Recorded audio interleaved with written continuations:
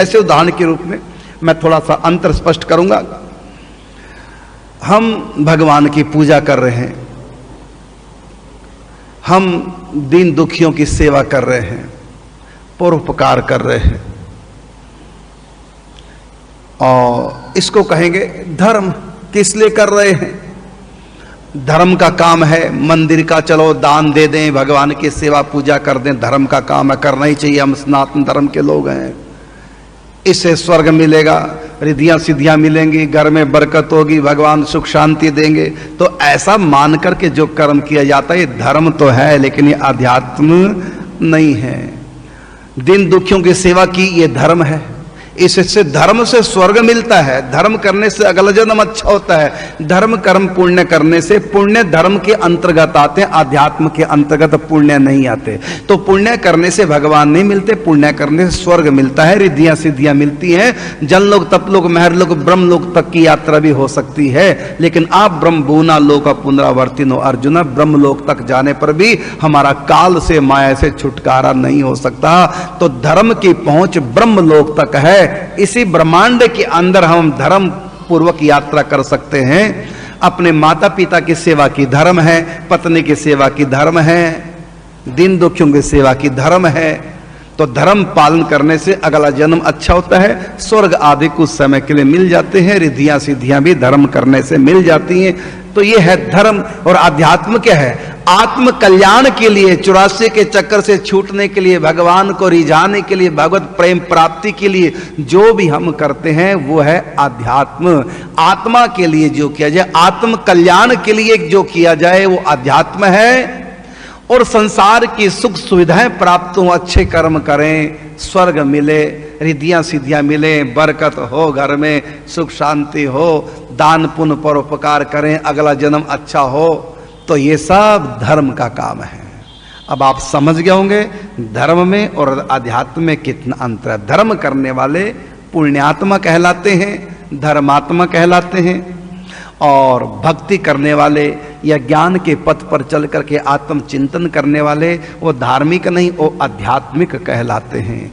तो आध्यात्मिक का सीधा साधा अर्थ वो है जो आत्म कल्याण के लिए या भगवत प्रेम प्राप्ति के लिए जो प्रयत्नरत हैं वो आध्यात्मिक है। और जो स्वर्ग आदि के लिए अच्छे कर्म करते हैं, भक्ति नहीं करते, पूजा नहीं करते, पाठ नहीं करते, चिंतन नहीं करते, संत सेवा नहीं करते, गुरु नहीं बनाते, लेकिन काम अच्छे जो लोग करते हैं, धर्म कर्म पुण्य करते रहते हैं, ऐसे लोगों को धार्मिक तो कह सकते हैं, आध्यात्मिक नहीं। धार्मिक तो रावण था, रावण धार्मिक था लेकिन आध्यात्मिक नहीं था। हिरण्यकश्यप धार्मिक भी था, धार्मिक तो था लेकिन वो आध्यात्मिक नहीं था। तो धार्मिक होना अलग बात है, धर्म की पहुंच स्वर्ग तक, अधिक से अधिक ब्रह्मलोक तक, बस आगे धर्म की पहुंच नहीं, आगे तो आध्यात्म विद्या ही पहुंचाएगी। आध्यात्म विद्या भी दो है, एक है आत्म विद्या, एक है ब्रह्म विद्या। जो आत्म साक्षात कराए वो आत्म विद्या है, और जो श्री कृष्ण का साक्षात कराए वो ब्रह्म विद्या है, अर्थात भक्ति है। ज्ञान और भक्ति के पथ पर चलना ये आध्यात्मिक होना है, और स्वर्ग ब्रह्मलोक आदि की राह पे चलना ये धर्म है। धर्म का संबंध संसार से, ब्रह्मांड से, और अध्यात्म का संबंध आत्मा और परमात्मा से। अगला प्रश्न है कि ध्यान लगाने की कोशिश करते हैं, लगता नहीं। ऐसा हो ही नहीं सकता, ध्यान लगाने की जो कोशिश करे ध्यान न लगे, ऐसा हो ही नहीं सकता। आप झूठ बोल रहे हैं, आप कीजिए कोशिश, होगा। ध्यान का अर्थ साक्षात दिखने लग जाए भगवान, ये नहीं होता। ध्यान हम करते हैं इसका अर्थ नहीं कि भगवान एकदम दिखाई देंगे, दिखाई नहीं देंगे, केवल सोचना है बस। ये भगवान के चरण हैं, नीले नीले चरण, लाल लाल तलवे हैं, कितने सुंदर लग रहे हैं। ये राधा रानी के चरण हैं, गोरे गोरे चरण हैं, बिल्कुल तपाए हुए सोने के समान चरण, सुंदर पायल, महावर लगी, मेहंदी लगी, कितने नाखून ऐसे जैसे कि मणियां जड़ी हों, लाल लाल तलवे, कितने सुंदर लग रहे। इस प्रकार सोचना है बस चरणों के बारे में, रूप के लीलाओं के बारे में, इसको ध्यान कहते हैं। जब आप सोचेंगे तो सोचा जाएगा, क्यों नहीं सोचा जाएगा। तो ऐसा नहीं, ध्यान करना कोई कठिन नहीं है, आसान है, करके देखो। जो कहते हैं कि हम कोशिश करते हैं होता नहीं, इसका मतलब आप ये सोचते होंगे कि एकदम दिखने लग जाएंगे। अरे दिखेंगे थोड़ी, ये तो सिद्ध अवस्था है। दिखना तो बहुत आगे की चीज है, वो तो सिद्ध अवस्था। अभी तो तुम साधक हो, अभी दिखेंगे नहीं, अभी तो केवल सोचना है, याद करनी है चरणों की। कैसा रूप है, कैसा रंग, कैसा कार, कैसे बिछुए हैं चरणों में, कैसी पायल है, कैसी साड़ी है, कैसा पीताम्बर है, कैसी चुनरी है, कैसे केश हैं, कैसे नेत्र हैं, कैसे मुखारविंद है, कैसे गले में हार, बाजूबंद, हाथों में बंसी कैसी है, ये अभी तो सोचना है बस। इसी को कहते हैं ध्यान।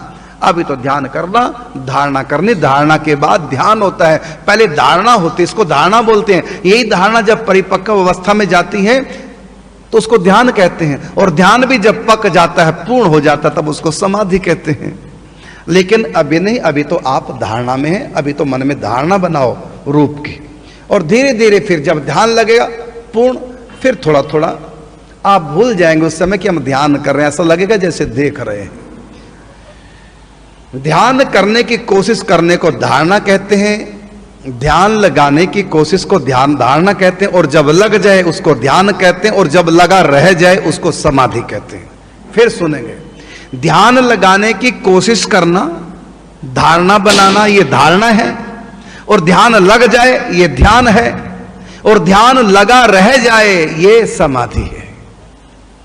अगला प्रश्न है, बृहस्पतिवार पड़ जाए एकादशी से पहले तो सर नहाए या नहीं? सर से इसका उत्तर है, आप मेरी माताएं चाहे हो चाहे पुरुष हो, आप हर रोज सिर धो सकते हैं। हर रोज, बृहस्पतिवार को भी, एकादशी को भी सिर धो सकते हैं, बस साबुन नहीं लगाना। बृहस्पतिवार को, एकादशी को, व्रत के दिन साबुन नहीं लगाना।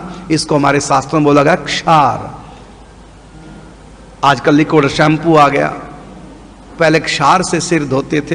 तो क्षार का मतलब कोई लगा करके सिर नहीं धोना है, बल्कि आपको सीधा पानी से सिर धोना। मेरी माताएं हर रोज सिर धो सकती हैं, चाहे पुरुष भी स्त्रियां भी हर रोज सिर धो सकते हैं, लेकिन जिन दिनों के लिए मना किया गया उसका अर्थ होता है क्षार से नहीं धोना। माने साबुन सोडे से, सर्फ से, क्या बोलते हैं, शैम्पू आदि से नहीं धोते, सिंपल पानी से। ऐसी तीर्थों में स्नान करो, किसी दिन भी स्नान करो, चाहे बृहस्पतिवार को करो, तो सिर सहित ही स्नान करना चाहिए, चाहे स्त्री चाहे पुरुष हो। पूरा डुबकी लगा के स्नान करो, बस साबुन नहीं लगाते।